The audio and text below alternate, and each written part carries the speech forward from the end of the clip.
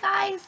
We're going to play a little math game today, something that you can change up and adapt so that when you watch the video you don't know all the answers. And we're going to have a little fun today and practice some of the skills that we've been working on. So what I have in front of me, spread all over the table, face side up so I can see what my cards look like. I've got some random, I didn't pull all of them, playing cards because this has the written numeral on it, and it has a great version of what is considered almost like scatter dots that we use. So in this case, we've got the typical 5 and we've got the 2 or 3 and 3 and 1. We can see how 7 is made up in different ways using this. So I'm going to use my cards today. I've also taken some cue cards, and you can cut up some regular paper, scrap paper, no stress. And I've made a couple of my 10 frames. So you could make 10 frames 1 through 10 and play with all those ones. And then next time you play this game, maybe you use something like tally marks, or you're playing cards, and then eventually you start mixing them together as you go. So I've got a couple different ones here that I'm going to use. So they're part of my pile that's scattered on my table. You could use actual dice, but I decided to draw out what the dice look like on my card. So I'm going to use some dice dots today too. I've got my tally marks. So remember that slash when we get to 5. So I know this number is bigger than 5 because it's got a 5 here and it's got some more friends standing beside it. So we're going to use some tallies today. And then I also included, in addition to my playing cards, I decided to make up some of my own scatter cards. So these are ones that show a number but not in your typical, as you can see, dice dot order. I always like to include ones that have doubles on it as well, because doubles is something that we've talked about in class. So I've got these all spread out, and again I've got them face side up so I can kind of sort and move them about and play with them. Don't overwhelm yourself with too many cards, friends, okay? So take a moment if you need to get anything prepared to play the game with me today. Pause the video and go grab what you might need. All right, let's get started. So one of the fun ways you can bring in technology. So I actually have, back from my middle school days, this is how we got kids to pay attention and participate in class. We had a spinner. So I have actually a little spinning wheel on my phone, and I've set it up so that it's got each number. So I'm gonna have, you could have it spin, and then whatever number comes up. All right, ooh, that's a nice number, number 9. So let's do a number 9 right now. It wasn't the one I actually had, but I think it's a great number. So I'm gonna look at my cards here, friends. I'm gonna pull something out. So I know 5 is a really friendly number. It's a good anchor number that I can start off of. So I know that 5, and if I count on 6, 7, 8, 9, I can show 9 like this. You know what, friends? I think it's funny enough, in the random cards I made up, I don't think I actually made a 9 card. So if you could actually find one card that just says 9, that works too. So how else could you show 9? 9 is a big number. So we can show this one in a lot of different ways. So I challenge you to see if you can find a different way to show 9 than what I showed you today. All right. The next number, we're going to knock it down a little bit. 9 was a big number that my spinning wheel gave me. Let's do 4. So I can find 4 as a card. I can find 4. I could even communicate and say, oh, look, if I have 2 4s, I have 1 4. That's a great way of talking about, I recognize 4. I have 4 here. 1, 2, 3, 4. I could use my scatter one. I could use my 10 frame. I seem to have a lot of 4s in my pile, friends. So I could show my 4s in many different ways, but I also could do something like this. I could say, you know what?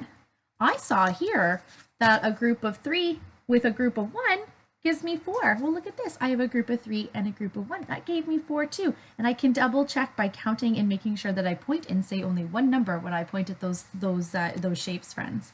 All right, let's do one more before we change up the questions. Let's do the number 6. 6 is a really fun number. So we can do the number 6. Let me see. What do I got here? You know what? Oh, I have one that just says 6. I know that when I fill the top row, I have 5. Friends, we forgot all about these. These could be used as well. So I can show 6 with my fingers or my thumb, right? same thing. I still have a group of 5 with an added 1. Doesn't matter what finger I decide to use. We could do a double. Ooh, I'm excited. Let's do a double. Ready? So remember, a double is the same number 2 times. 1, 2, 3, 4, 5, 6. Double. And we know they match their doubles because our fingers are all matching up. There's, we can do 6 as a 3. Well, let's see if I can do one with my card. Let me look here. Oh, look. I just did a double with my fingers, and I can do a double with my cards. 3 on this card and 3 on this card. Awesome. Good job. These, oh, I can't believe I forgot about my favorite subitizing tool, friends. Oh my goodness, I must be stuck in this house for too long. All right, let's bring some challenge. So we have some little kiddos in both SK and JK that, you know, a little challenge might spin this game a little bit. But what I've been showing you now, whether it's just find the number, which is where you really want to start. You want to be able to see that they can actually really quickly identify this is 6. And they can see it in different ways. Can they figure out what 6 looks like? Then you can start asking them to see what ways they can make 6 and give them time. I know sometimes the biggest thing that we as adults, we want to think, well, I got to help them. No, wait. You will be very shocked at what will come out when those little brain gears are given the time to think. So please be very patient with them and give them that out saying, if you get stuck, you let me know, but I'm going to let you think and I'm going to let you use that thinking brain until you tell me you want me to step in and help. And sometimes that gives them that, okay, I can work it whatever long. If it takes them 3 minutes, let them kind of putter. This is just meant to be fun. All right. Now, friends, I want you to show me 5. So this is 5. Oh, show me 5. Oh, we haven't said that in a while. 5 is going to be my number right now, and I want you to show me a number that is bigger or more than 5. Well, let's see. If I keep counting on, let's see what numbers I could work with. 6, 7, 8, 9, 10. Okay, so 6, 7, 8, 9, 10. Those are lots of numbers. I have lots of choices. Okay, so let me look. Oh, down to 7. Think I could do that? Ooh. 4 and 4. Let's double check. 4 and 4 is 1, 2, 3, 4. We know that one. Let's count on. 5, 6, 7, 8. 8 was one of our numbers that was bigger than 5. So if I showed 7, I showed 8, or I showed 10. Good job, friends. All right, now we're going to go. Let me show me 7. So I'm going to show it to you this way. You can also show it to me this way. Okay, so I'm going to show 7. Let's show a number that's less, smaller than 5. I wonder what that might look like. So let's go with 6, 5, 4, 3, 2, 1. Lots of choices. Let me look. Oh, there's my 1. Found it, friends. I know this one doesn't say 1 on it because it's a playing card, but I know because it has 1 shape in the middle. Oh, I found a 3 in my 10 frame. That number is definitely smaller than 7. So how many ways, or how many of them can you show all of them? Those were a lot of numbers. Can you show them? All right. I'm going to take 2 numbers from my pile, or you can have mom or dad yell out 2 numbers that are less than 10. And let me see. I'm going to use my doubles. So I'm going to use this one. And I'm just going to close your eyes and pick. And I'm going to use this one. Okay, I got 2 numbers here, friends. Let me see which one is more. So we can do this 2 different ways. You know, we like to practice where we don't even count. We just know whoop, a lot more dots on this, friends. They might look a little smaller. This takes up a lot of space.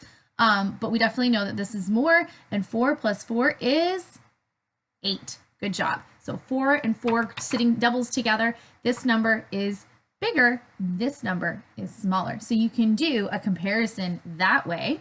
We're at 2 more. I got 2 more little activities here, friends. Create a double. So how can we create a double? I'm going to use these. These are the best way to do it. 1 finger over here, 1 finger over here. 1, 2. 2 can be created with a double. What about, all right, 1, 2, 3, 4. Created with a double. All right, what about 3 and 3?